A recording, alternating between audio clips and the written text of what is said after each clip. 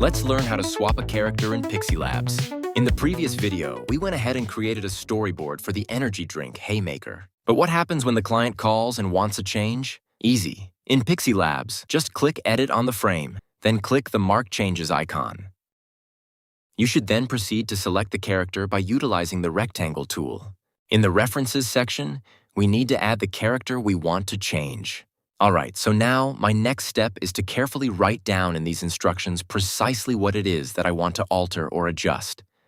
Specifically, I want to transform the character currently named Tyler and rename him to Rob. And then, once that's done, I'll just go ahead and hit the Apply Corrections button. After that, all that's left for us to do is patiently wait until the entire generation process has successfully completed. And here we have the brand new image, featuring a completely new character. And if we want to save this particular image and then proceed to generate a video, we simply exit this section, select the image we want to animate, then click Generate.